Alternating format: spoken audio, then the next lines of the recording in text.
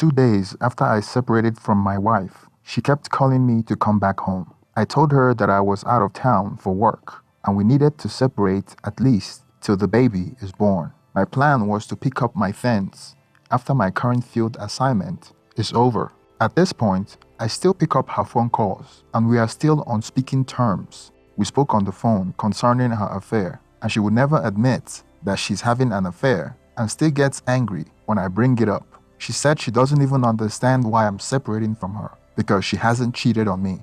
I had no evidence to prove that she was having an affair, just my suspicion. She turned family and friends against me. She proactively made her case to my mom and dad and told them that I was abandoning her and lying about her. Then my parents called me up and they were completely on her side because they have fallen in love with the idea of being grandparents. I told them about my suspicions and the fact that she put her lover to detain and kick me out of my own house, and they just dismissed that. She got both my parents on her side, told them all kinds of lies, and then I received a call from her dad, threatening me. Her dad and I never got along.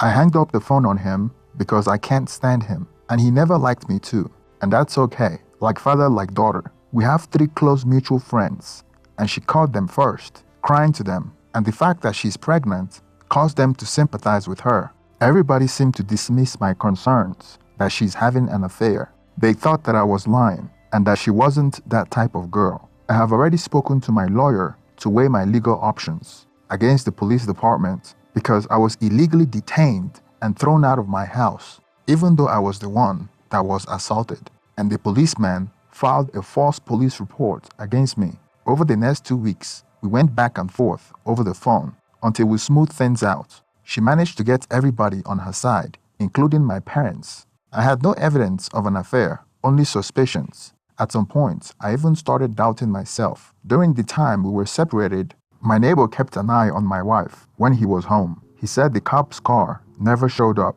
and my wife barely left the house, except during groceries or running errands. I thought maybe I was in the wrong for falsely accusing her of infidelity. Almost a month after the separation, my wife was about 6 months pregnant at the time. We reconciled and I moved back with my wife. It was like nothing happened, almost like the old times. She did everything she could to make sure that I didn't suspect anything. I was not home most of the time because of work. I couldn't get my neighbor to spy for me all the time because he has to go to work as well. So I installed multiple hidden cameras to catch her red-handed. I installed one in the bedroom, one in the living room, and one in my driveway. I traveled more times that month than any other time. I even traveled for an entire week sometimes so I could give her the opportunity to cheat. The camera was up for almost a month and I checked the footage religiously, but still no signs of her work partner, no suspicious behavior, and it was like nothing to see here. So I gave up. I still had my suspicions, but I had no proof since she wouldn't admit to anything and I had nothing to go on. Fast forward to when she was about 7.5 months pregnant. We had already forgotten about our troubled past.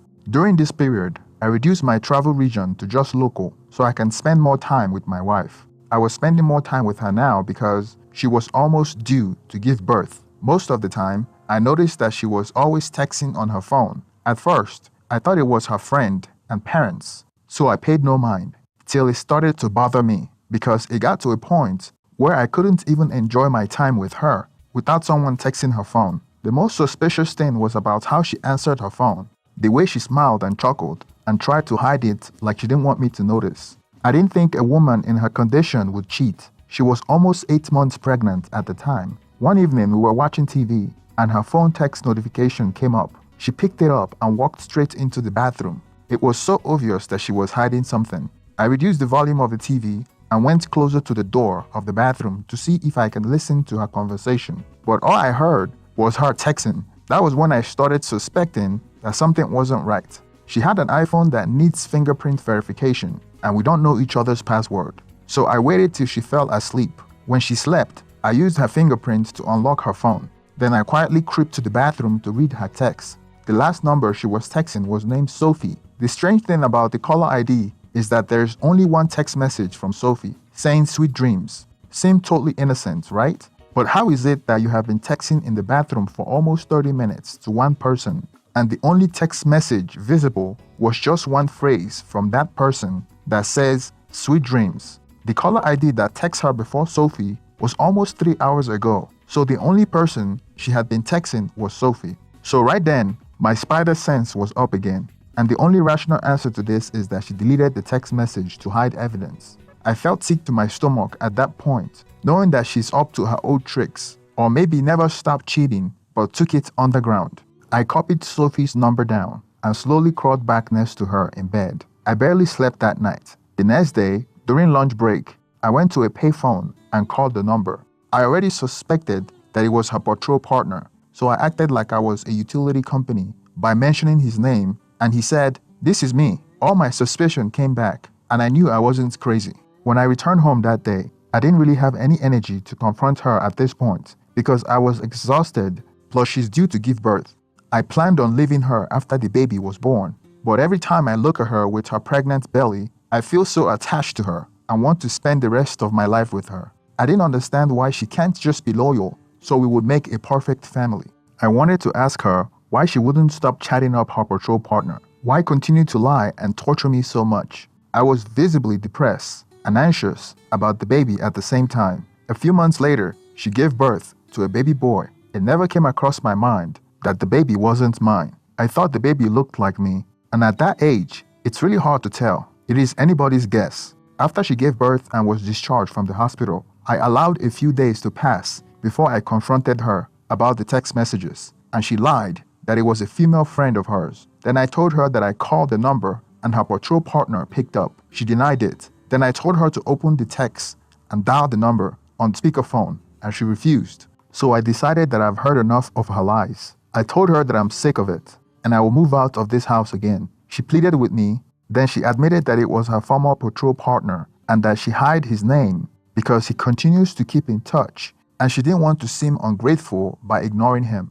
And she knows that I will be upset if I found out, which is why she used a fake name. I told her that I want her to quit her job as a police officer and find another job, and she agreed. She also agreed to block his number and go no contact with him. She blocked his number right in front of me. I'm not stupid. I know she could unblock it and take the affair underground, but she's making an effort to ensure that I don't leave. Things went fine with no hiccups. Our family came over and we had celebrations upon the arrival of the new baby. We even went looking for houses to buy because the house we were staying in was rented. I began traveling for work more frequently to make enough money for a down payment. A new baby and an unemployed wife aren't exactly cheap, but I was happy to be a new father. She wanted to take some time off from work for about a year so she can spend time with the baby. And I agreed because I'd rather her take care of the baby than sending him to daycare or get a babysitter, at least till the baby get a little older. Fast forward a few months later, while I was on my field assignment, I noticed that I would call her sometimes and she wouldn't pick up or return my calls.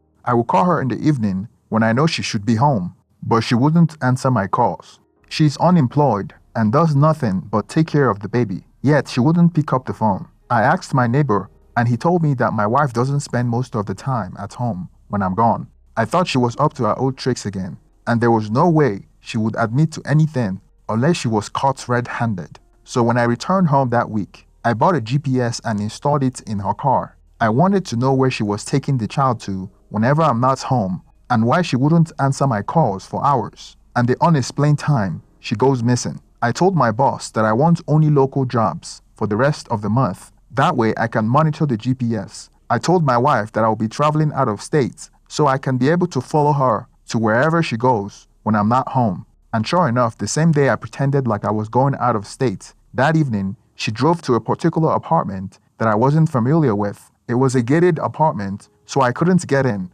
until another car opened the gate. I finally got in and parked a few cars away from her car. She had already left her car and went into one of the units in the apartment building. I didn't see her go in. I didn't know which unit it was, so I just waited in my car. I came up with a plan to call and ask her where she was to see if she would be honest. I called her while she was in the apartment, but she didn't pick up. Then she called me back about 30 minutes later. I asked her why it took her so long to pick up my calls, and she said she was taking care of the baby. I mentioned that there is a lot of noise in the background, and I asked her if she was home, just to trick her to see if she would lie to me. She responded by saying that she was home. I then told her that my trip was cancelled and I will be home in less than 30 minutes. She went silent, didn't know what to say. She kept stuttering her words. I asked her what was wrong, and she said everything was fine, and that it's just that she wasn't expecting me to come back home so early, that now she has to prepare stuff and clean the house. I asked her what she was talking about. What does she have to prepare? She just kept blabbering and digging herself in more holes. It was very clear to me that she had been caught. She abruptly hung up, saying that she would call me back in a few minutes, that the baby was crying.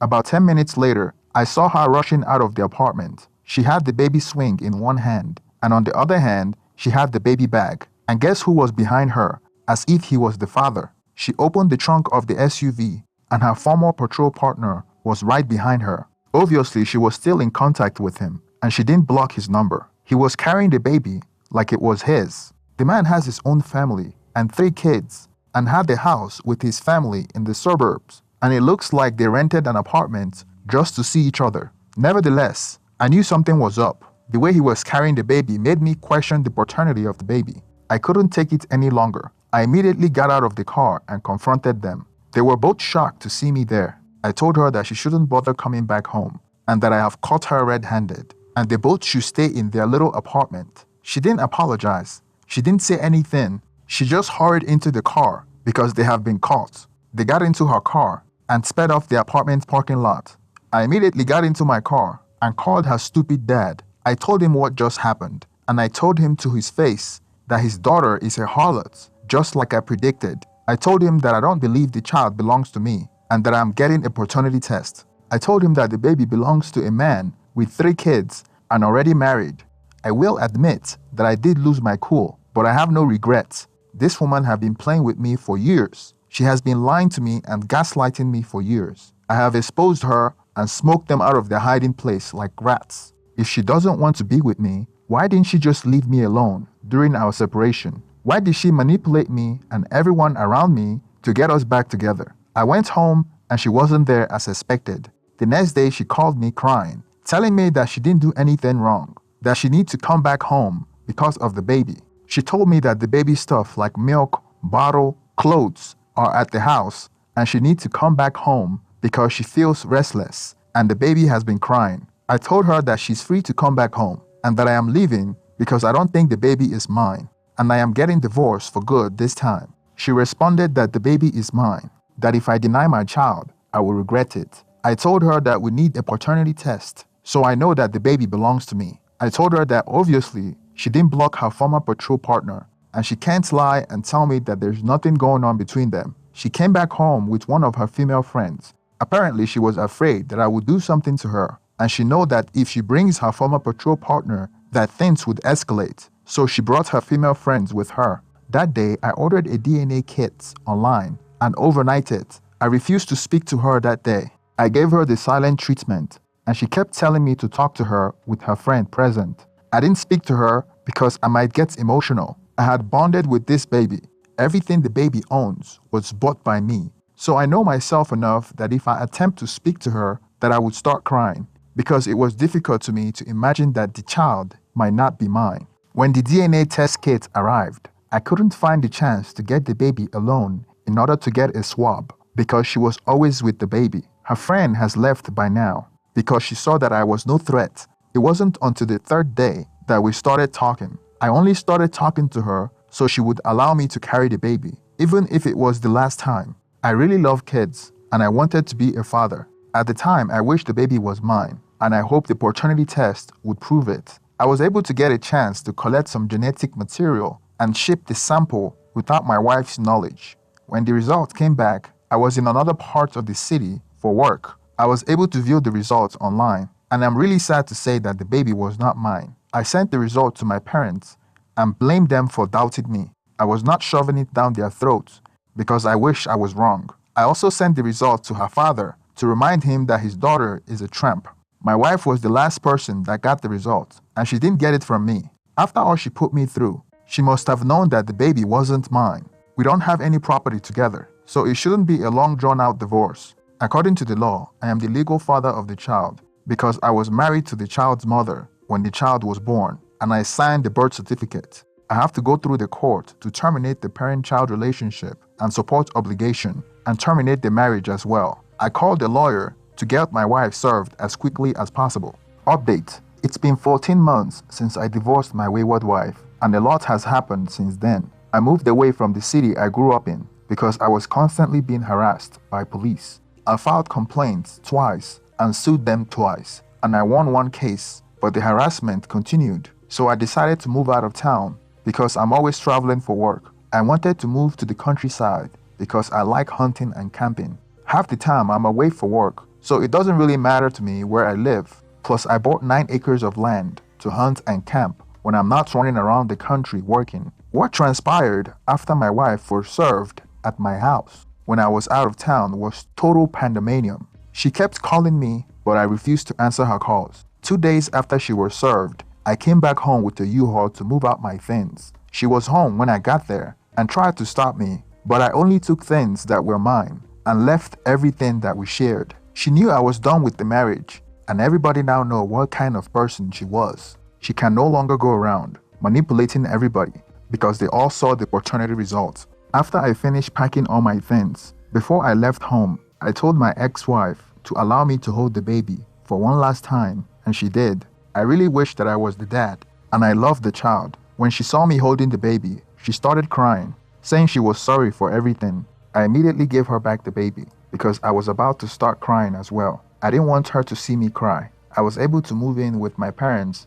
because I couldn't find a place that I liked. My plan was to stay with my parents and continue to save money. That was before I moved out of town to the countryside, where I bought a huge acre of land with my own small lake. I can hunt and camp on my own land when I'm not running around the country. I spent most of my time traveling, and I'm loving the nomad lifestyle. But when I return home, I return to a quiet place that I call my own. It still bothered me that the only people that would suffer through all this is me, my ex-wife, and the innocent baby, and not her affair partner.